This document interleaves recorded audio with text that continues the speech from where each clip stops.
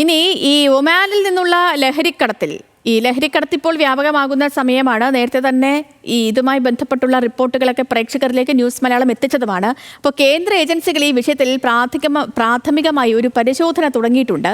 വിവരങ്ങളൊക്കെ NIA-ക്കും NCBക്കും പോലീസ് കൈമാറി. കടത്തിന് പിന്നിൽ മലയാളികളും ഇതര സംസ്ഥാനക്കാരുമാണെന്ന് പോലീസ് അറിയിച്ചു. അപ്പോൾ ഈ കേസുമായി ബന്ധപ്പെട്ട് ഈ നടപടികളുമായി ബന്ധപ്പെട്ടുള്ള കൂടുതൽ വിവരങ്ങളുമായി സഹിൻ ആന്റണി ചേർന്നുകൊണ്ട് നമുക്കിപ്പം. സഹിൻ, നിലവിൽ പരിശോധന എങ്ങനെയാണ്? ഏതെങ്കിലും തരത്തിൽ അറസ്റ്റുകളിലേക്കൊക്കെ നീങ്ങിയിട്ടുണ്ടോ? എന്തൊക്കെയാണ് പ്രാഥമിക പരിഗണനയിൽ വരുന്ന വിഷയങ്ങൾ? Good morning Sahin. Good morning Sethu. ഈ ഒരു ഒമാനിൽ നിന്നുള്ള ലഹരിക്കടത്ത് കേസ് അത് നമ്മൾ എടുത്തു പറയേണ്ട ഒരു കേസ് തന്നെയാണ്. കാരണം 2 കുട്ടികളിൽ നിന്നും MDMA പിടിച്ചതുമായി ബന്ധപ്പെട്ട് പോലീസ് നടത്തിയ ഒരു അന്വേഷണം, ആ അന്വേഷണം ചെന്നുപെട്ടത് ഇൻ്റർനാഷണൽ അല്ലെങ്കിൽ അന്താരാഷ്ട്ര കള്ളക്കടത്ത് സംഘത്തിലേക്കാണ്.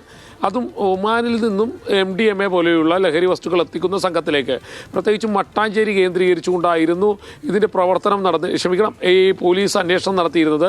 അത് ചെന്നുപെട്ടത് മലപ്പുറം, ഒപ്പം തന്നെ കോഴിക്കോട്, മറ്റ് സംസ്ഥാനത്തെ മറ്റ് ജില്ലകളിലുള്ള ആളുകൾ, കൂടാതെ ഇതര സംസ്ഥാനക്കാർ, അങ്ങനെ 11 പേരാണ് ഈ കേസിൽ അറസ്റ്റിലായത്. കളമശ്ശേരി പോലീസ് പ്രാഥമികമായി നടത്തിയ ഒരു അന്വേഷണം, ആലുവ റൂറൽ പോലീസ് പ്രാഥമികമായി നടത്തിയ ഒരു അന്വേഷണം, മട്ടാഞ്ചേരി പോലീസ് പ്രാഥമികമായി നടത്തിയ അന്വേഷണം, ഈ 3 കേസിനെയും ബന്ധിപ്പിച്ചിരിക്കുന്നത് ഒരേ കണ്ണികളാണെന്ന് പോലീസിന് മനസ്സിലാക്കുകയാണ്. ഇതേ തുടർന്ന് കൊച്ചി DCP അശ്വതി ജിജി അന്വേഷണത്തിന് ചുമതല കൊടുക്കുന്നു, അല്ലെങ്കിൽ ആ ചുമതല ഏറ്റെടുക്കുന്നു. പിന്നീട് പോലീസ് നടത്തിയ അന്വേഷണത്തിൽ വ്യാപകമായ ക്യാച്ചിങ് ആണ് നടക്കുന്നത്. അങ്ങനെ ഈ ആളുകളെയൊക്കെ പിടിക്കുമ്പോൾ ഇതിൻ്റെ കണ്ണികൾ തിരിച്ചു പോകുമ്പോഴാണ് ഒടുവിൽ പോലീസിന് മനസ്സിലാകുന്നത് ഈ ലഹരി മരുന്ന് എത്തിയിരിക്കുന്നത് ഒമാനിൽ നിന്നാണ്. ആ പ്രതിയെ പിടിച്ചപ്പോൾ ആഷിഖ് എന്ന് പറയുന്ന ഒരാളെ പിടികൂടുമ്പോൾ അയാളിൽ നിന്നും 1/2 കിലോയാണ് ഈ MDMA പിടിച്ചെടുക്കുന്നത്.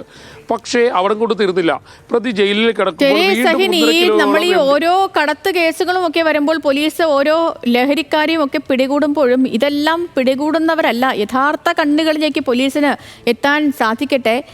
ഈ വലയിൽ വീഴുന്നവരിൽ അതെല്ലാം നമ്മൾ ഈ പറയുന്ന പോലെ ഈ സംസാര ഭാഷയിലൊക്കെ പറയുന്ന പോലെ ചെറിയ മീനുകളാണ്. വൻ മീനുകളൊക്കെ ഇപ്പോൾ എവിടെയൊക്കെയോ സേഫായിട്ടിരിക്കുകയാണ്. അവരിലേക്കൊക്കെ അന്വേഷണം എത്തിച്ചേരട്ടെ. ഇപ്പോൾ സഹിൻ ആന്റണിയാണ് വിവരങ്ങൾ നൽകിയത്.